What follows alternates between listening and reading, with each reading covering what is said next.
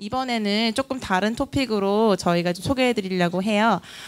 사실 정수원 교수님께서는 제 개인적으로 아는 교수님이신데 저희 스탠포드 동문이시고 또 이제 제가 워낙 이제 능력이 출중하신 거를 제가 알고 있어서 이번에 한국에 오셨을 때 제가 급히 이제 오시라고 와달라고 좀 부탁을 했습니다.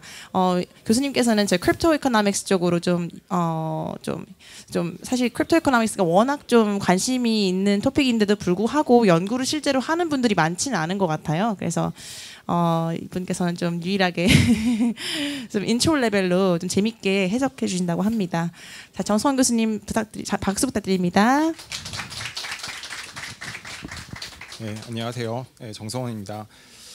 먼저 제 소개 간단히 드리면은, 그러니까 뭐 물론 우리가 뭐 암호 경제학이라는 말도 쓰고 뭐 토큰 이코노미라는 말을 쓰긴 하지만은 어쨌든 이제 블록체인은 경제학에서는 실제 뭐를 하는지 이런 게 잘 알려져 있지 않잖아요. 그리고 도대체 왜 경제학자가 왜 이 블록체인에 관심을 가지게 됐을까부터도 많이 궁금해하실 거고요. 근데 제 백그라운드를 보시면은 그냥 자연스럽게 블록체인에 관심을 가질 수밖에 없었겠구나라는 걸 아실 거예요. 그러니까 저도 이제 학부 때는 공대를 나왔고요. 그래서 제가 공부를 여러 가지를 했어요. 전자과, 뭐 컴퓨터공학과, 수학과 복수 전공하고, 뭐 상경과 부전공하고 뭐. 그래서 이제 스탠포드에는 이제 경영공학과로 이제 유학을 가서 박사를 받았고요. 네, 그래서 지금은 브리스톨 영국에 있는 대학교 경제학과 조교수로 있습니다. 그리고 브리스톨에 가기 전에 페이스북에서 이제 뉴 패컬티 펠로우라고 해서 이거는 이제 교수 잡을 이미 구한 사람에게 페이스북 데이터를 이용해서 이렇게 리서치를 할 수 있는 기회를 제공하는 포지션이에요. 제가 운 좋게 선발이 돼서 그거를 1년 동안 했고요. 그리고 이제 또 다니는 동안 이제 해커톤 파이널리스트까지 갔어요. 그래서 원래 파이널리스트 가면 저커버그 앞에서 프레젠테이션을 할 수 있는 기회가 주어지는데 하필 출산 휴가를 가는 바람에 못하고 CTO 앞에서 했습니다. 그리고 있는 동안에 또 그 미국 특허 2개를 신청을 했고요. 메커니즘 디자인 쪽으로 해서. 그리고 그 이전에는 뭐 AOL에서 온라인 애드버타이징 쪽에 리서치를 했고요. 페이스북에서 주로 했던 일은 이제 페이스북의 매출이 다 광고에서 나오잖아요. 90% 이상 광고에서 나오는데 거기 그 광고가 사실 그 옥션으로 팔거든요. 경매로. 그쪽 분야에 대한 연구를 했습니다. 그리고 이제 한국에서 병특으로 안랩에서 일을 했어요. 제가 했던 당시가 2004년 정도인데 그때 막 이제 한국에 그 공개키 기반 시스템이 소개가 되고 그러는 시절이었거든요. 그래서 전 처음에 그걸 접했을 때 이거 너무 혁신적이다라는 생각을 했는데 아니나 다를까 이 블록체인에도 쓰이게 되더라고요. 그리고 혹시 뭐 아시는 분 있으실지 모르겠지만 유튜브에서 블록체인 강의를 하고 있어요. 그래서 저는 이제 그 블록체인을 하면서 어떤 프로젝트를 하고 싶은 건 솔직히 아니고요. 근데 여기 보니까 이제 막 그런 산업과 그런 걸 연계해주는 그런 게 이제 또 목표인 것 같아서 제가 저도 뭘 준비해야 되나 했는데 저는 뭐 일단은 교육과 그다음에 이제 경제학 쪽으로 이제 리서치를 할 계획을 가지고 있습니다. 뭐 만약에 뭐 저를 도와주신다면 유튜브 편집 같은 거 도와주시면 좋고요. 그리고 이제 여기 또 코인데스크 코리아의 편집장님이 와 계신데요. 그래서 조만간 이제 여기다 글을 쓸 예정입니다. 그리고 제가 또 만화도 그리고 있어요. 요즘 학생들이 너무 이게 그러니까 쉽지 않으면 공부를 안 하니까 이렇게 만화까지 그려서 이게 또 유치한 이름 울룩블록 블록체인이라고 나름 뜻이 있어요. 그래서 블록 사이즈가 서로 다 다르잖아요. 그래서 울룩블록 블록 사이즈가 다르다는 의미에서 또 각각이 다 의미도 있어요. 작업이 뭐 작업 증명이 작업이 뭐 지분 증명 지분이 뭐 이런 식으로 다 이름이 있는데 오늘 몇 개 보여드릴게요. 그러니까 제가 오늘 하려고 하는 거는 제가 이제 생각하고 있는 리서치가 좀 있는데 그건 아직 그 프레젠테이션 할 단계가 아닌 것 같고 혹시 또 다음에 초청해 주시면 와가지고 그거는 하도록 하고 오늘 그냥 정말 기초적인 내용을 하려고 해요. 그래서 제가 그 한국에 와서 이제 세미나를 여기저기 이제 하고 다니는데 대부분의 사람들이 이제 해 주시는 말씀이 내가 사실 아는 척만 했지 사실은 이게 잘 모르는 건데 이제 들어서 이제 도움이 됐다 그런 말씀을 많이 하시더라고요. 그런 시간으로 생각해 주시면 될 것 같아요. 네. 그래서 이제 제가 하려는 내용은 사실 뭐 이런 부분 아주 그냥 빠르게 건너갈게요. 뭐 여기 계신 분들 블록체인이 뭔지 다 아실 것 같고 뭐 그다음에 이게 왜 경제학에서 그런 말 많이 하잖아요. 비트코인이 뭐 중앙 집중적인 그 금융 시스템에 대한 반기를 들고 나온 거다. 근데 이게 뭐 그냥 비트코인 나오고 나서 괜히 의미를 부여한 거 아닌가라고 생각하시는 분도 있으실 텐데 뭐 그럴 수도 있고요. 근데 이제 그렇지 않을 수도 있다라는 거를 보여주는 좀 그런 얘기를 좀 할 거고요. 그 다음에 도대체 이 암호 경제학이란 말을 되게 많이 쓰는데 이게 도대체 뭐냐 이런 거. 사실 이 데피니션에 대한 사실 컨센서스는 아직 이제 그 만들어지고 있는 단계라고 저는 생각을 하고요. 그거에 대해서 이제 말씀드리고 그래서 이게 뭐 당연히 이 두 개잖아요. 크립토그래피와 이코노믹스잖아요. 그래서 크립토그래피에 대한 부분은 오늘 그냥 하지 않고 이코노믹스에 대해서, 그럼 이코노믹스에서 다루는 건 주로 뭐냐? 바로 컨센서스 메커니즘. 그러니까 메커니즘 디자인에서 컨센서스 메커니즘을 다루는 건데 그 부분이 뭔지 설명을 드리고, 그다음 현재 뭐 경제학 쪽에서도 이제 그 크립토 이코노믹스 쪽을 연구를 해요. 그래서 그 어떤 연구들이 이제 일어나고 있는지 간략하게 소개를 드리겠습니다. 근데 블록체인은 여기 다 아시겠지만 그냥 거래 내역들을 담은 거죠, 블록에. 그래서 그걸 일렬로 체인으로 연결한 거죠. 그래서 P2P 네트워크에 이제 분산 저장하고 이제 암호화를 하는 것입니다. 그래서 용어 몇 가지 이제 설명드리면은 사실상 그 분산 원장을 거의 블록체인과 뭐 유사하게 쓰잖아요.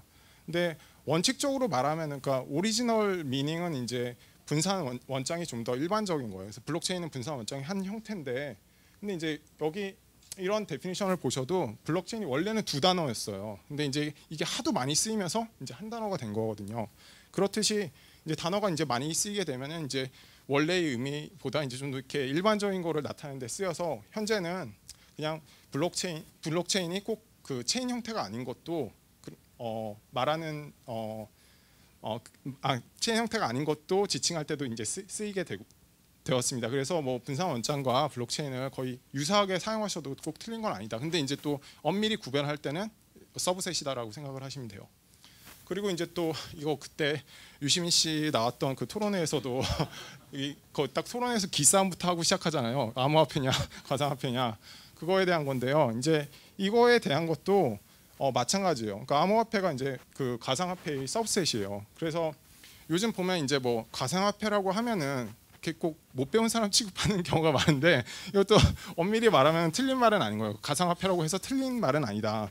이게 이제 2016년도에 IMF에서 내놓은 그 자료 중에 하나인데, 근데 여기도 보시면 이게 사실상 크립토 커런시에 대해서 얘기를 하지만 여기 제목은 또 버추얼 커런시예요. 그러니까 더 예전에는 버추얼 커런시라는 표현을 많이 쓰다가 지금 근데 현재로서는 학계에서는 크립토 커런시라는 말을 많이 써요. 거의 크립토 커런시라고 말을 하니까 실제로 배운 사람들은 이제 크립토 커런시라는 말을 쓰려고 하죠. 근데 제 개인적인 생각은 한국에서는 가상화폐라고 말한다고 해서 이거를 뭐 특별히 뭐라 할 수는 없다고 생각해요. 그 이유가 예전에 그러니까 그 암호화폐가 아닌 가상화폐가 예를 들어 상품권 같은 게 있는 건데, 상품권을 저희가 가상화폐라고 부르고 살지는 않았잖아요. 그리고 이제 비트코인 같은 게 이제 새로운 게 나오면서 이제 얘네들을 지칭할 용어가 필요한데 그걸 이제 가상화폐라고 부르기 시작했으면 그게 이제 그냥 쓸 수도 있는 말이죠. 근데 엄밀히 이제 말하면은 이제 암호화폐는 가상화폐의 서브셋이고 최근에 적어도 학계에서는 그 암호화폐라고 부른다는 거. 예. 그다음 이제 채굴. 이제 채굴이라는 이제 말도 이렇게 많이는 들었지만 이것도 채굴이 정말로 하는 게 이제 뭔지 잘 모르시는 분들도 계시더라고요. 그래서 뭐 간단하게 이제 설명을 드리면은 채굴이라는 건 이제 블럭을 만드는 거예요, 결국. 그래서 이게 이제 금강 채굴과 되게 유사한데 그 이유가 이제 여러 가지가 있는데 이게 매우 어려워요. 뭐 비트코인 같은 경우에 평균 10분이 걸리죠. 물론 이제 제가 이 설명을 저희 형한테 했더니, 그리고 이 채굴을 하면은 지금 현재 주어지는 게 이제 12.5개고 그게 거의 1억이나 돼요. 그러면 그 어려운 수학 문제를 푼다더니 평균 10분이면 되게 쉬운 거 아니냐? 어려운 수학 문제 풀면 뭐 몇 시간을 풀어도 안 풀리는데 되게 쉬운 거 아니야? 그리고 1억이나 주면 이거 되게 괜찮은 거 아니야? 라고 이제 생각하실 수 있는데, 우리 앞선 톡에서도 많이 나왔지만은 그런 디피컬트는 어저스먼트를 하는 거죠. 그러니까 평생 안 풀리게도 만들 수 있지만은 평균 10분이 되게끔 조절을 그냥 하는 거예요. 예. 그리고 이 블럭을 그러면은 만들게 하려면은 이게 전기비도 들고 그러는 건데, 그래서 왜 그런 기사도 많이 나오잖아요. 이게 전기비가 되게 많이 들어서 값싼 그 산업용 전기를 끌어다 쓰다가 발각이 돼가지고 잡혀가고 뭐 이런 얘기 많이 나오잖아요. 실제 가정용 전기를 한국에서 채굴하면 이게 원가가 안 나오거든요. 그러면 어떤 인센티브가 주어져야 되는데 그게 바로 그 블럭을 먼저 만들게 되면 신규 비트코인이 보상으로 지급이 되죠. 그래서 그것과 이제 수수료를 받을 수 있게 되고. 그래서 많이들 아시겠지만 이제 처음에는 이게 50개였는데 4년마다 이제 줄어들어서 현재 12.5개. 네. 뭐 요새 많이 떨어져가지고 저는 참고로 투자를 하고 있지 않습니다. 이제 강의의 공정성을 위해서 제가 투자를 하면은 그 코인을 밀어야 되니까 예, 하지 않고 있고요. 현재 대충 1억 정도 되죠. 1억 이제 좀 안 되죠, 맞아. 예. 그래서 또 매장량이 정해져 있어요. 잘 아시겠지만은 이거 뭐 어떻게 이게 나온 숫자냐. 네, 비트코인 같은 게 다 오픈 소스잖아요. 소스 코드 보시면 그냥 하드 코딩이 돼 있습니다. 그래서 사토시 나카모토가 그냥 정한 거예요. 그래서 이거 두 개 가지고 계산을 해보시면 이제 2140년 정도에 이제 채굴이 완료되고 그 이후에는 이제 뭐 모르는 거죠. 이게 오픈 소스니까 또 뭐 하드 포크 같은 걸 해서 시스템 변경할 수도 있는데 현재 기본적인 가정은 이제 수수료만 받고 운영을 하겠다는 거고. 근데 뭐 여기 우리가 이때까지 살아 있을 사람 없잖아요. 그러니까 어떻게 될지는 뭐 지켜봐야겠죠. 그래서 이제 블록을 만든다는 게 바로 그 블록의 유효성이라는 게 이제 해당 블록에 포함된 거래 내역의 결혼이 진짜라는 거를 이제 증명하는 건데 이를 이제 합의 메커니즘이라고 부르죠. 그래서 대표적인 게 이제 작업 증명, 지분 증명, 위임 지분 증명이 있습니다. 그리고 이제 또 블록체인이 왜 또 그 체인이란 말이 사실 두 가지 의미가 있어요. 일렬로 연결하는 의미도 있고 또 다른 의미에서 이제 체인인데 이게 안전한 이유가 한 블록을 위조하기 위해서는 그 모든 블록을 위조해야 되는 거예요. 그러니까 이제 블록에 포함되는 이제 핵심 요소가 아까 이제 뭐 거래 내역에 들어간다 그랬잖아요. 근데 그 다음에 또 가장 중요한 것 중에 하나가 이전 블록의 해시예요. 그러니까 이전 블록을 요약한다는 건데 칠판이 없으니까 그리지를 못하는데 이게 블록이라고 쳐봐요. 사실 이 디자인도 이게 블록체인이거든요. 이게 블록이고 이게 체인으로 연결된 건데 이게 제가 이 디자인을 선택한 이유가 다 있는데 예. 그래서 여기 이제 이렇게 블록이 1, 2, 3, 4 이렇게 또 치면은 요게 이제 그 요약 정보 해시라고 쳐보죠. 그러면 여기 이제 막 거래 내역들이 들어가 있고. 근데 여기 거래 내역을 조작을 하고 싶어. 그럼 문제가 이제 얘가 이 블록의 요약 정보인데 얘를 조작을 하면은 이거랑 이제 불일치가 되죠. 그럼 문제가 얘를 조작하고 싶으면 얘까지 바꿔야 되는 거예요. 얘를 또 바꾸면은 또 얘의 요약 정보인 또 이 해시랑 또 일치가 안 되게 되죠. 그래서 하나를 조작을 하려면은 계속 그 이후에 모든 블록을 다 조작을 해줘야 되는 거예요. 그래서 여기 이제 송금을 해보시면은 비트코인 이제 6 컨퍼메이션을 기다려야 되잖아요. 이제 자신이 거래 내역이 이제 블록에 딱 포함이 되면은 그게 1 컨퍼메이션이에요. 그래서 대충 10분 정도가 걸리고 그런데 이제 6 컨퍼메이션을 굳이 기다리는 이유가 그렇게 해야지 이제 안전하기 때문이에요. 만약에 이제 뭐 그런 걸 이제 뭐 51% 어택이라고 부르잖아요. 그러니까 올바른 체인은 가장 긴 체인인데 컴퓨팅 파워가 과반수 이상이면은 가장 긴 체인을 항상 만들 수 있는 확률이 높잖아요. 그래서 그런 공격이 일어날 수 있기 때문에 6개 정도의 블럭이 만들어지게 기다리면은 이제 그쯤에서는 안전하다. 예, 그런 겁니다. 그래서 다음으로 이제 비트코인의 역사에 대해서 이제 잠시 설명을 드리면은 이거는 그 다큐멘터리 그 영화에서 가져왔고요. 그래서 이제 사이퍼 펑크라는 운동이 있었죠. 그래서 이게 사이버가 아니라 사이퍼, 그러니까 그 암호학. 그래서 이제 여러 사람들이 그때 활동을 했죠. 누구인지 모르는 사토시 나카모토도 있고, 뭐 데이비드 차움, 그 암호화폐 그 최초의 암호화폐를 만든 사람이 데이비드 차움이고요. 그리고 여기 이제 뭐 닉 자보로라는 사람들인데 이 비트골드를 만든 사람인데 비트골드는 참고로 비트코인 골드와는 전혀 무관한 겁니다. 예. 근데 여러분들 이제 스마트 컨트랙트 하면 사실 이더리움을 되게 많이 생각하실 텐데요. 그 스마트 컨트랙트라는 그 컨셉이랑 그 표현, 그 말을 만든 사람이 닉 자보예요. 예. 그래서 이런 사람들이 이제 1980년대 이제 그 활동을 하고 있었고 얘네들이 그래서 이제 비트코인은 이제 2008년 10월 30일 정도에 크립토그래픽 메일링 리스트를 통해서 백서가 공개가 됐어요. 그리고 이제 1월 3일 날 제네시스 블럭이 생성이 됐죠. 그래서 이게 그 백서고요. 참고로 이거를 제가 또 번역을 했습니다. 그 강의를 위해서. 최근에 이게 그 깃허브 그 화이트 페이퍼 공식 깃허브에 최근에 올라갔어요. 예. 그래서 제가 유튜브에서 이걸 라인 바이 라인으로 예, 강의하는 걸 하고 있고요. 예. 여기 보시면 이제 그 백서가 10월 말쯤에 나왔는데 같은 해에 9월에 리만 브라더스가 파산을 했어요. 이게 과연 우연의 일치일까? 네, 이 제네시스 블럭을 보시면은, 그러니까 이제 제네시스 블럭에는 거래 내역이 딱 하나만 있어요. 근데 최초의 거래 내역은 항상 신규로, 그러니까 마이닝을 하면 주어지는 보상이 있다 그랬잖아요. 그 보상의 비트코인을 지급하는 거래거든요. 근데 거기에 이제 추가적으로 데이터를 넣을 수가 있는데 참고로 그 트랜잭션을 코인베이스 트랜잭션이라고 그러고 거기를 이제 그 내용을 코인베이스라고 불러요. 근데 여기 이제 보시면은 여기 이제 이런 문자열이 나오죠. The Times. 아주 왠지 신문 이름 같고 여기 왠지 날짜 같고 그다음 이제 Chancellor on brink of second bailout for banks라는 말이 나오죠. 그래서 여러분들 이제 타임즈 하면은 떠오르는 게 뉴욕 타임즈잖아요. 그래서 뉴욕 타임즈가 가장 유명한 건 맞는데 실제로 이 타임즈가 실제 신문이에요. 그래서 이거는 영국의 신문이고요. 참고로 이 타임즈가 훨씬 더 오래된 신문이에요. 아마 그리고 이게 그 날짜 1월 3일에 그 타임즈 신문이고 그거의 첫 페이지예요. 그리고 바로 아까 보셨던 그 문자열이 이 첫 페이지의 첫 기사의 제목이에요. 그래서 그리고 보시면 이 폰트가 익숙하시지 않나요? 참고로 이 폰트 이름이 타임즈 뉴 로만이거든요. 여러분들 많이 쓰시는 그거를 이 타임즈라는 신문사에서 만든 거예요. 예. 놀라시는 거 보니까 제 유튜브를 안 보시나 봐요. 오늘 다들 구독하고 가세요. 예. 그리고 울룩불룩이라고만 쳐도 나와요. 이게 누가 그런 이름을 생각을 하겠어요. 그래서 이게 무슨 뜻이냐면 챈슬러가 이제 영국에서 여러 가지 뜻을 가지는데 뭐 총장도 챈슬러라고 부르기도 하고 근데 여기서 이제 재무부 장관을 말하는 거예요.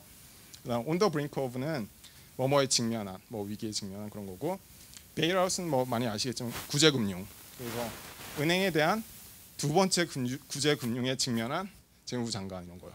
한 번 도와줬는데도 안 돼서 또 도와줘야 되나 고민을 하고 있는 그런 재무부 장관인 거죠. 그래서 이제 그게 우연일치가 아니라 이런 걸 굳이 넣은 게 이런 메시지를 전달하고 싶었을 가능성이 있다는 얘기가 나오는 거죠. 예. 또 뭐 한 가지 뭐 재밌는 루머로는 사토시 나카모토가 영국 사람이거나 뭐 영국에 거주했을 가능성이 있지 않을까라는 말도 하고 사실 뭐 여기는 많이 아실 것 같은데 자기가 사토시 나카모토라고 주장하고 나온 사람 있잖아요. 그 사람 호주 사람인데 호주가 영국의 지배를 받았거든요. 그래서 시스템이 되게 비슷해요. 이 신문도 아마 거기도 나올 텐데 뭔가 진짜일 수도 있고 근데 거의 거짓이라고 받아들여지고 있죠. 만약에 진짜인 걸 증명하려면 좀 초기에 코인을 옮기는 모습을 보여주면 될 텐데 그런 식으로 하진 않았어요. 뭔가 데모를 하긴 했는데 좀 이렇게 페이크였다는 말이 많죠. 예. 자 그러면은 몇 분 정도 남은 건가요? 저희 시작이 20분. 예. 그래서 그러면은 도대체 암호 경제학이라는 게 뭐냐? 예. 사실 저는 제 개인적인 생각은 암호 경제학, 토큰 이코노미 솔직히 말씀드려서 이거는 아직까지는 약간 마케팅 용어라고 생각을 해요. 그러니까 뭐 4차 산업 뭐 이런 것처럼 학계에서 사실 크립토 이코노믹스 적어도 경제학과에서는 아직 그렇게 부르지는 않아요. 크립토 커런시라는 말은 되게 많이 쓰고 페이퍼에 뭐 크립토 커런시가 키워드로 들어간다든지 제목에 들어간다든지 아니면 원래 항상 제목은 좀 자극적인 걸 원하니까 비트코인 자체를 넣기도 하고 뭐 하여튼 그런데 근데 이제 뭐 여러분들 많이 아시는 그 비탈릭이 정의하기로는 뭐 이렇게 정의를 했어요. 그래서 과거에 일어난 일에 대한 증명을 암호학으로 하고 그다음에 이제 현재의 시스템을 미래도 잘 동작하게끔 경제학적 인센티브를 주는 것이다라고 이제 정의를 했고 똑같이 그 이더리움 파운데이션에 있는 사람인데 뭐 좀 더 포멀해 보이게 이제 디파인을 했죠. 근데 여기 이제 핵심이 프랙티컬 사이언스예요. 그래서 좀 더 현실적인 사이언스라는 거죠. 그래서 뭐 크립토그래피는 솔직히 이제 CS나 뭐 전자과, 수학과의 영역인 것 같고요. 그럼 도대체 이코노믹스에서는 뭘 하냐? 바로 이제 메커니즘 디자인이 이제 이코노믹스에서 하는 거죠. 그리고 이런 게 이제 다 게임 테오리랑 연결이 되는 거고, 그다음 뭐 네트워크에 대해서 얘기를 할 수도 있는 거고, 거버넌스에 대해서 얘기를 할 수도 있는 거고, 뭐 파이낸셜 이코노믹스에 대해서 얘기를 할 수도 있는 거고 그렇습니다. 근데 이제 제 전공 분야 이제 메커니즘 디자인, 마켓 디자인이고요. 메커니즘 디자인 도대체 뭐냐? 이 메커니즘 디자인이라는 거는 어떤 메커니즘을 만드는 거예요. 근데 이제 참여자는 레이셔널하다고 이제 가정하는데 레이셔널하다는 게 자신이 이익을 추구하는 거예요. 그렇기 때문에 이 메커니즘 디자이너가 그 얘네들이 플레이했으면 좋겠다는 대로 플레이를 꼭 하지 않아요. 자신이 이득이 되게끔 한단 말이에요. 그러니까 예를 들어서 비트코인으로 치자면은 채굴자들이 정상적으로 블록을 만들면 좋은데 더블 스pen딩 시도를 한다던가 그런 게 이득이 된다면 그렇게 할 인센티브가 있는 거죠. 근데 그렇게 하더라도 원하는 목표들을 달성할 수 있도록 하는 메커니즘을 설계하고 분석하는 그런 학문이에요. 그래서 이제 이 세 사람이 2007년에 노벨 경제학상을 공동 수상했고요. 뭐 대표적인 이제 뭐 경매, 뭐 투표, 그다음 이제 블록체인에서 컨센서스 메커니즘이 여기에 영역인 거죠.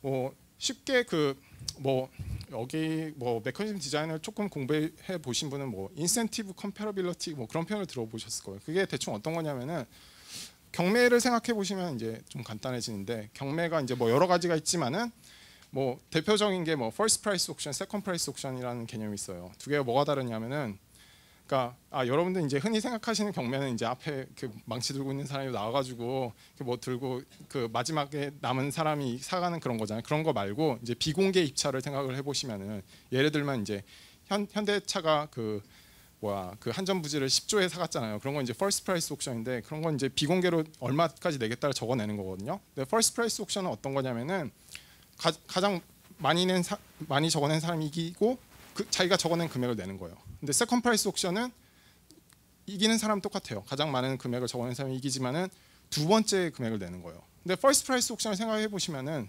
한전부지 옥션에도 그런 게 있었죠. 삼성의 비드는 5조였더라 라는 루머가 있어요. 그래서 5조 100원만 써도 5조 100원에 이길 수 있었는데 10조나 써가지고 10조를 낸 거죠. 그래서 퍼스트 프라이스 옥션 같은 경우는 항상 비드를 자기 트루 밸류가 10조라도 그걸 낮춰서 할 인센티브가 있는 거죠. 근데 세컨드 프라이스 옥션을 잘 생각해 보시면은 나의 트루 밸류가 10이면은 딱 10만큼 하는 게 자신한테도 이득이에요.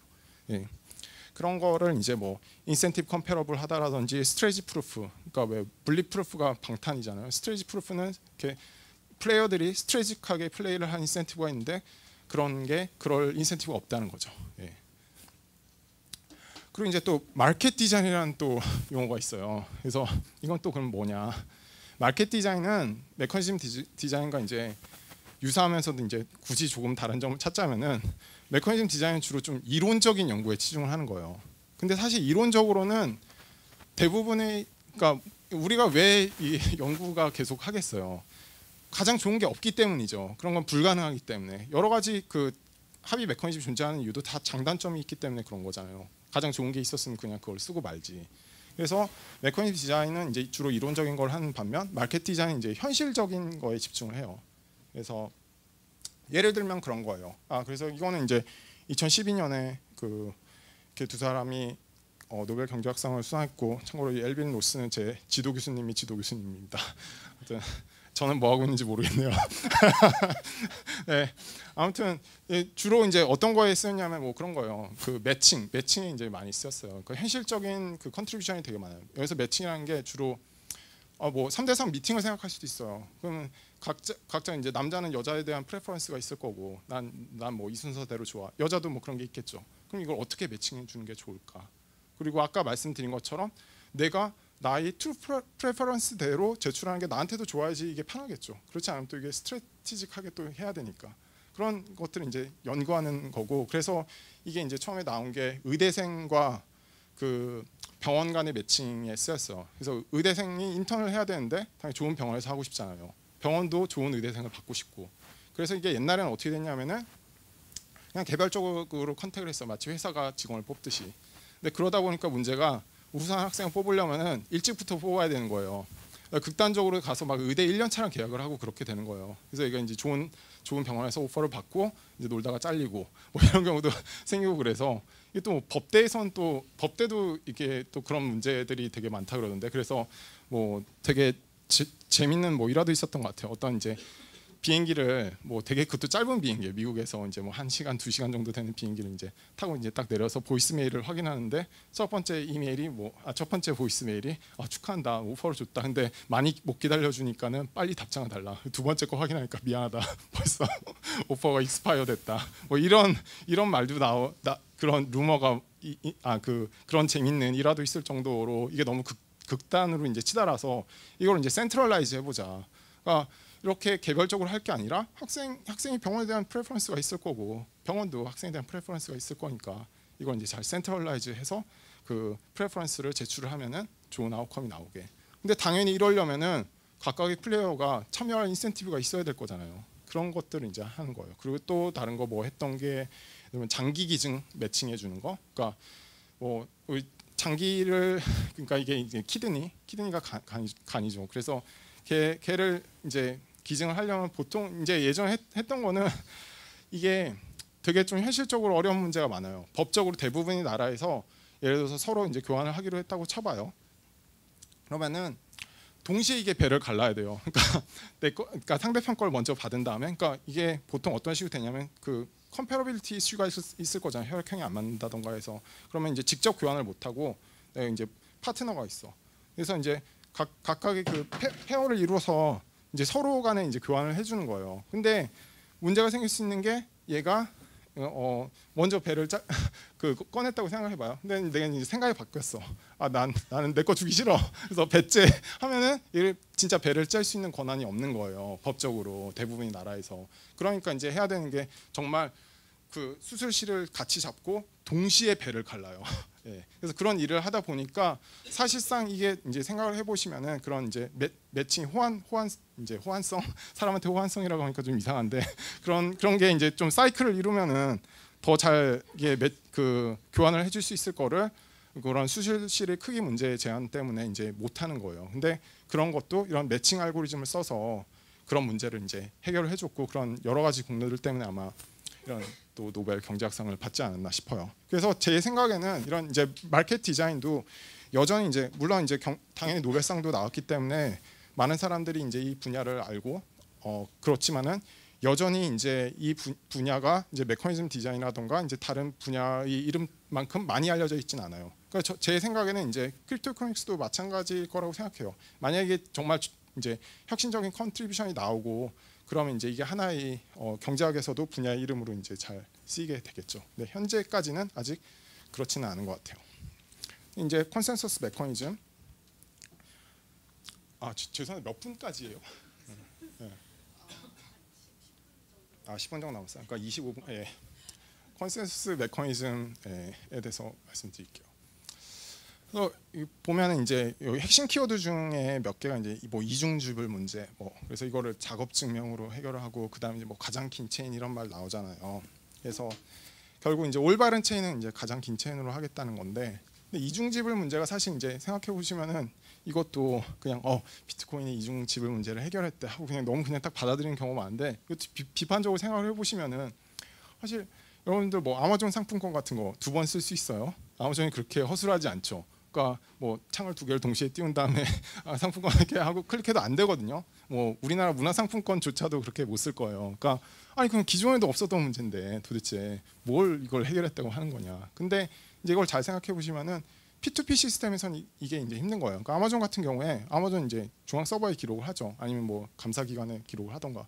그래서 이제 쭉 기록하면서 대조를 하면 되는데 P2P는 모든 노드가 동등한 거잖아요. 그래서 얘는 A가 B한테 보냈다고 주장하고 얘는 A가 C한테 보냈다고 주장하면 어떤 게 맞는지 노드가 동등하니까 알 길이 없죠. 그래서 이제 그게 실제로 해결을 하는 게 이제 간단한 게 아닌데 이제 비트코인이 그거를 작업 증명과 이런 뭐 가장 긴 체인은 올바른 걸로 보겠다 뭐 그런 걸로 해서 이제 현실적으로 해결을 한 거죠. 그래서 이미 이렇게 말씀을 드렸죠. 그래서 비잔틴 폴트 톨러런스는 그냥 쉽게 해석하면 그렇게 해석하시면 돼요. 그냥 그러니까 이게 이제 비잔틴 군대가 이제 그 어떤 적을 공격을 하는 건데 이게 다 같이 힘을 합쳐서 이제 잘 공격을 해야 되는데 그 개별 플레이어는 이제 여기서 이제 디비에이트한 인센티브도 있고 또 메시지를 얘가 또 제대로 전달 안 할 수도 있고 그래서 이제 뭐 엔지니어링에서는 이걸 뭐 이런 식으로도 표현을 해요. 그 unreliable한 parts에서 reliable한 outcome이 나올 수 있게끔 하는 그런 거라고 생각을 하시면 돼요. 그래서 이 비트코인이나 뭐 블록체인의 그 컨센서스 메커니즘도 마찬가지죠. 채굴자들이 꼭 올바르게 행동한다는 보장이 없어요. 자신의 이득을 위해서 다르게 행동할 수도 있는데 그런 게 좀 있더라도 이제 우리가 원하는 성질을 갖도록 잘 동작하는 걸 이제 그런 메커니즘을 당연히 우리는 원하겠죠. 그래서 컨센서스 메커니즘이 하는 게 바로 이 좋은 비잔틴 폴트 톨러런스 프로퍼티를 가지고 이 트랜잭션에 대한 그 유효성에 이르게 하는 그런 메커니즘을 말한 거죠. 즉 그 더블 스펜딩이 불가능하게끔 하는. 그래서 대표적인 게 이제 작업 증명, 뭐 지분 증명, 위임 지분 증명이 있습니다.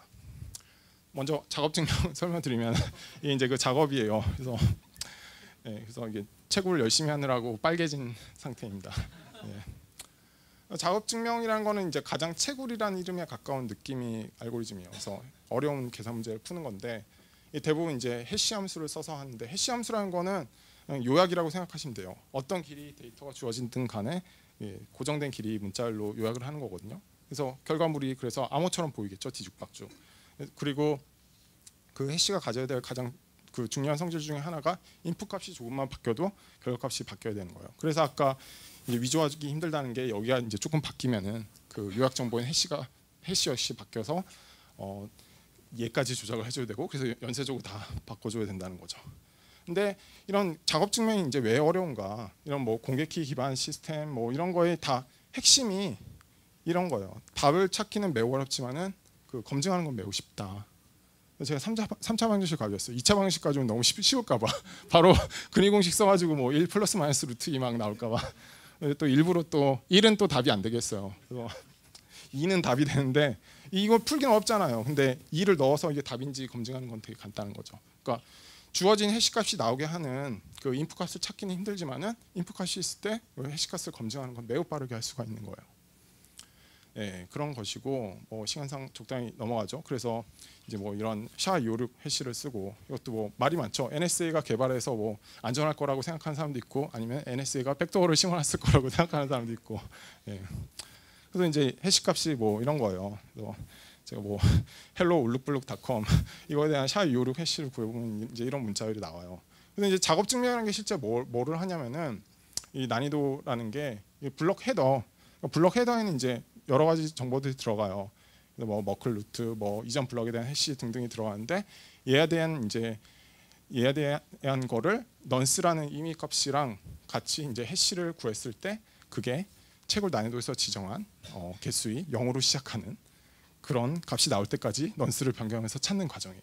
그래서 난이도는 뭐 아까 우리 많이 나왔죠. 그래서 이 난이도가 조정되는 거기 때문에 참고로 예전에 비트코인 값이 처음으로 폭락을 했을 때 투자자들 사이에서 그렇게 잘못 착각하시고 있으신 분이 있더라고요. 채굴 그 원가가 대충 6,000불에서 8,000불 정도 된대. 그러니까 그 밑으로는 절대 안 내려간다. 그러니까 그 밑으로 내려가면 몰빵해야 된다. 근데 그렇지 않다는 거죠. 이건 얼마든지 이제 조정이 되는 거기 때문에 그렇게 하시면 위험한 거고요. 그래서 이제 실제 이제 그 작업 증명이 하는 게 이런 거예요. 이게 이제 블록 헤더라고 치고 얘를 이게 이제 넌스예요. 넌스를 바꿔가면서 이 앞에 0이 여러 개로 시작될 때까지 계속하는 거예요. 이 디피컬트에서 지정한 값이 나올 때까지. 제가 실제 그 SHA-256 라이브러리를 가지고 프로그래밍해서 찾아봤어요.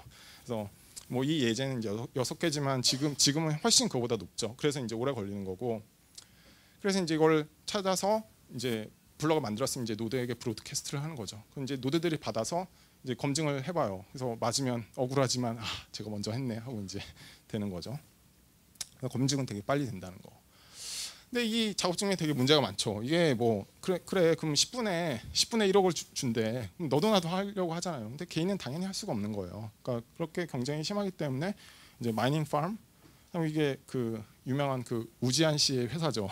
그래서 이 정도 이렇게 정말 그 기업형으로 돼서 이제 풀에 조인을 해서 하는 거죠.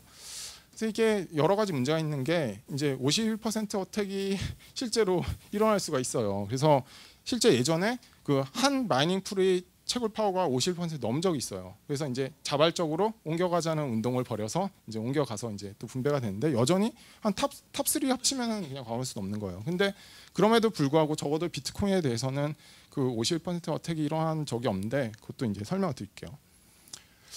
그리고 이게 그러면은 얼마나 그 작업 증명 이 비트코인 네트워크가 얼마나 빠르냐. 뭐 슈퍼컴퓨터 있으면은 돈 좀 벌지 않을까. 놀고 있는 슈퍼컴퓨터 써가지고 학교에. 근데 이게 터무니없이 빨라요. 그러니까 그래서 2013년에만 해도 전 세계에서 가장 빠른 슈퍼컴퓨터 500대를 합쳐도 그거보다 비트코인 네트워크가 256배나 빨라요. 그러니까 터무니없이 그 엄청난 연산량을 자랑하는 거죠. 그래서 비트코인에서 이제 모든 게 해시 연산이기 때문에 이걸 해시 그 레이스로 측정을 하고 슈퍼컴퓨터는 여러분들 뭐 많이 아시겠지만 공대에 계신 분들은 이제 플롭스라는 걸 보통 측정을 해요. 부동수 시점 연산. 대충 이게 이 정도로 이제 컨버전이 되고 그래서 2016년에 이게 비트코인 네트워크가 엑사 해시를 돌파했어요. 엑사가 얼마나 큰 숫자냐면은 이 테라이 100만 배예요. 그러니까 저는 예전에 컴퓨터실 관리자를 그 네트워크 어드민 같은 걸 해서 예전에 엑사바이트라는 회사가 있거든요. 백업 장치 만드는. 이름이 잘 지은 것 같아요. 그래서 이 엑사가 그 정도로 큰 건데 2017년에 이제 세계에서 가장 빠른 슈퍼컴퓨터가 7.3 테라이시, 뭐 10이라고 쳐도 비트코인은 10 엑사이시예요. 그러니까 100만 배가 더 빠른 거예요. 그러니까 그 정도로 어떻게 보면 낭비를 하고 있다고도 볼 수 있죠. 이렇게 막 증가하고 있고 뭐 로그 스케일로 하면 리니어하게 증가하고는 있는데 뭐 이렇다. 그리고 얼마나 많은 에너지를 쓰냐. 뭐 체코 같은 데랑 비교를 하면은 한 나라가 쓰는 에너지보다도 많아요. 그리고 의외로 캐나다가 생각보다 전기를 그 나라 덩치 규모에 비해서는 적게 쓰더라고요. 우리나라도 이 캐나다랑 독일이랑 거의 비슷해요. 이렇게 이제 에너지를 낭비하고 있다. 그래서 그 이제 대안으로 나오는 게 그냥 작업 증명하지 말고 proof of work를 하지 말고 proof of useful work를 해보자. 유용한 거를 증명을 해보자. 일을. 그래서 이제 근데 그런 거가 이제 힘든 이유가 이게 디센트럴라이즈가 돼야 되잖아요. 예를 들어서 뭐 세티 앳 홈이라는 뭐 프로젝트가 있죠. 그래서 그 우주의 데이터를 가지고 크라우드 컴퓨팅을 해서 이제 나눠서 조사를 해서 외계의 생명체를 발견하면 이름을 넣어주고 발견자의 뭐 그런 게 있는데 그런 거 정도면 가능할 수 있어요. 일단 뭐 난이도가 어느 정도 그런 건 일정할 거니까. 근데 난이도가 일단 일정한 작업을 분배하는 것도 힘들고 그럼 결국 그걸 분배해 주는 게 이제 센트럴 오토리티가 있어야 되고 그럼 얘가 과연 공정하게 할 것인가 이게 좋은 목적에 사용될 것인가 등등의 문제가 있죠. 그래서 생각보다 쉽지가 않고 뭐 이제 한 가지 나온 건 뭐 프라임 코인이라고 해서 항상 뭐 수학이나 뭐 그런데 소수가 되게 중요하거든요. 그 2, 3 뭐 그런 소수. 그래서 그런 소수 특정한 그 의미 소수를 찾는 그런 작업 증명을 하는 코인이 있고 그래요. 그래서 그렇고 그래서 이제 대안 중에 하나가 이제 지분 증명이라는 게 있죠. 그래서 이 지분인데 그래서 이건 그냥 돈이 많으면 최고인 거예요. 세종대왕 세계에서 가져온 거예요. 10,000원짜리 녹색. 그래서 얘는 이제 기본적으로 블럭을 누가 만들지를 이제 지분의 양으로 정하는 거죠. 그래서 여기에 이제 뭐 코인 에이지 같은 거를 이제 또 사용을 하고. 근데 여기서 이제 문제가 대부분 이제 그 메이저 코인이 쓰고 있는 경우가 없어요. 이제 이더리움이 많이 아시겠지만 이제 캐스퍼 프로토콜이 이제 지분 증명으로 하려고 하는데 이게 그렇게 간단한 문제가 아니어서 아직 이더리움은 기본적으로는 작업 증명에 의존을 하고 있죠. 근데 이제 장점이 이제 빠르고 효율적이고 뭐 이런 51% 어택에 대해서 안전한데 대표적인 문제 중에 하나가 이제 이 nothing at stake라는 게 뭐냐면은 결국 이제 체인이 여러 개로 갈릴 수가 있잖아요. 그러니까 경쟁적으로 채굴을 하다 보니까 그러면은 이제 올바른 체인은 가장 긴 체인인데 그러면 이게 갈래가 나눠졌을 때 결국은 어떤 거 하나는 올바른 체인이 될 거잖아요. 그러니까 채굴자가 그냥 모두가 옳다고 그냥 해놓는 거예요. 그럼 언제 결과적으로 하나는 맞을 거니까. 그래서 그런 문제를 이제 nothing at stake라고 부르고 이런 문제를 해결하기 위해서 이제 something at stake에서 잃을 게 있도록 만드는 거죠. 만약에 자기가 올바르다고 했던 체인이 이제 메인 체인이 안 되게 되면은 거기에 뭐 이렇게 돈을 걸게 하고 그런 걸 이제 잃게끔 그렇게 이제 하는 식인데 이게 생각보다 임플리멘테이션 어려워요. 그러니까 그런 어떤 문제점이 없는 POS를 구현하는 게 생각보다 어려워서 아직까지 이렇게 잘 되고 있지 않고 그다음에 이제 또 뭐 지분에 의한 센트럴라이제이션이 이것도 발생할 수가 있죠. 여기서 말한 거는 그 뭐지 컴퓨팅 파워에 의한 예. 그래서 여기 이제 또 그 스테이크에 의한 또 건 가능하다고. 질문 감사합니다. 그래서 이제 또 대안으로 이제 현실적인 대안으로 많이 쓰이는 게 이제 위임 지분 증명이죠. 그래서 여기는 이제 증인을 선정해서 증인이 이제 공정해야 될 거잖아요. 그래서 디케에서 모티브를 따왔어요. 여신 그 디케. 그래서 이거는 뭐냐면 이제 그 지분을 이용해서 투표를 하는 거예요. 그래서 증인을 선정을 해요. 근데 증인이란 말이 너무 좀 애매한 단어인 것 같아요. 그래서 이제 이오스 여기 이제 많은 분들이 사랑하실 것 같은데 이제 차기 주자로. 근데 이오스 같은 경우는 이제 블록 프로듀서라는 표현을 쓰죠. 그러니까 증인 뭐 블록 프로듀서가 하는 게 그냥 블록을 생성하는 거예요. 그래서 증인을 선정하고 걔네가 돌아가면서 빠르게 블록을 생성을 하는 거예요. 그래서 이제 이런 데서 이제 실제 쓰이고 있고 스팀에서도 쓰이고 있고 이거는 이제 그 댄 라리머가 만든 거죠. 그래서 댄 라리머가 스팀에서 있다가 이제 이오스로 옮겨갔죠. 그래서 뭐 이오스의 미래를 더 밝게 보는 사람도 있고 뭐 스팀이 그래도 잘 나갈 거라고 하는 사람도 있고 그렇죠. 여기 이제 뭐 장점으로는 뭐 POS 장점에 약간 이제 뭐 민주적이다. 그리고 문제가 없는 POS보다 구현이 쉽다. 근데 단점으로는 현실에서 일어날 수 있는 문제가 다 일어나요. 그래서 뭐 증인이 담합을 할 수도 있고 아니면 이제 또 이런 투표를 그러니까 예를 들어서 스팀 같은 경우도 스팀 혹시 쓰시는 분 계신가요? 아마 좀 쓰시거나 아니면 그냥 글을 읽기라도 하실 거예요. 근데 보면은 투표가 있다는 것도 조차 모르는 분이 많아요. 예. 그런 정도로 이제 현실 세계도 그렇잖아요. 투표에 그냥 무관심하고 또 증인끼리 담합을 할 수도 있고 그런 문제들이 있습니다. 그다음에 이제 그럼 비트코인이 인센티브 컴패러블 하냐 과연 그렇지 않거든요, 사실. 그래서 51% 어택을 얼마든지 할 수 있어요. 만약에 컴퓨팅 파워를 많이 가지고 있으면은. 근데 실질적으로 여기에 일어나지 않는다는 거죠. 그래서 그게 왜 그렇냐? 이제 이건 사실 러프한 아규먼트예요. 그냥 컴퓨팅 파워 많으면은 이미 가지고 있는 게 많을 거다. 그리고 또 그냥 자연스럽게 그 채굴을 해서도 얻을 게 많을 거고 그렇기 때문에 만약에 공격을 해 그러면 이 블록체인 데이터를 다 누구나 접근이 가능하잖아요. 공격이 일어나는 걸 안단 말이에요. 그러면 가격이 급락을 하겠죠. 그래서 그럴 인센티브가 없다라는 게 이제 기본 논리죠. 네. 그래서 이게 뭐 진짜 불가능하냐? 사실은 그렇지 않다는 거죠. 이게 알트코인들에서는 잡코인이라고 얘기할 뻔했는데 많이 일어납니다. 심지어 올해 비트코인 골드에서도 일어났어요. 사실 비트코인 골드면은 뭐 아까 그런 코인 중에 하나지만 그래도 적어도 이름은 되게 있는 코인이잖아요. 사실 저는 비트코인 골드 정도 해킹이 됐을 때는 정말 시장이 엄청나게 폭락을 하겠구나 생각했는데 뭐 한 10% 정도 그 정도밖에 폭락을 안 하다 보니까 너무 해킹이 자주 일어나다 보니까 다들 무덤덤해져서 옛날 같았어 봐요. 빗썸이 해킹됐다 그러면 뭐 바로 한 30%는 떨어져야 되는 거 아닌가요? 네, 요새는 단계적으로 그 정도 떨어지고는 있지만은 그래서 이제 생각보다 이런 이제 작은 코인들에서는 일어날 수가 있고 실제로 일어나고 있어요. 벌지에서는 올해 몇 달 사이에 3번이나 일어났고 또 젠캐시도 이렇게 일어나고 얼마든지 가능합니다. 예. 근데 비트코인은 이제 덩치가 너무 크고 이제 그 역사도 있다 보니까 쉽게 일어나지는 않죠. 이게 50% 어떻게 확인하죠? 그러니까 예. 길어졌지만 길어지는 게 원래 메커니즘에서 존재할 수 있는 거잖아요. 예. 예. 예, 좋은 질문이고요. 제가 알게 된 건 그냥 기사를 본 거고요. 근데 이제 기사에서 이제 거기서 얘기하는 게 이제 평상시에 이제 채굴을 하는 애들이 있었을 거고, 근데 그거죠. 더블 스pen딩이 일어난 거죠. 보통 그걸로 이제 하거든요. 그러니까 이게 제가 알기로는 적어도 이게 성공한 사례예요. 그러니까 더블 스pen딩이라는 게 결국 이제 체인이 두 갈래로 나뉘어졌을 때 식스 컨퍼메이션 기다린다 그랬잖아요. 근데 그게 꼭 식스가 아니어도 되지만 예를 들어서 근데 식스 컨퍼메이션이 일어나서 거기서 거래소에서 현금화를 그러면 할 수가 있잖아요. 근데 했다고 치고 근데 또 따라잡아가지고 이게 결국은 더 길어져서 얘가 무효화가 되는 거죠. 그럼 이쪽은 이제 손실을 보는 거죠. 그래서 제가 알기로는 이게 성공한 사례로 알고 있어요. 이게 50%가 아니라 셀피시 아니면 다른 거 예, 다른 걸 수도 있죠. 예. 누가 공격했다는 말을 하지 않으면 사실은 정확히 그 공격인지를 알아내기 자체가 되게 어렵지 않나요?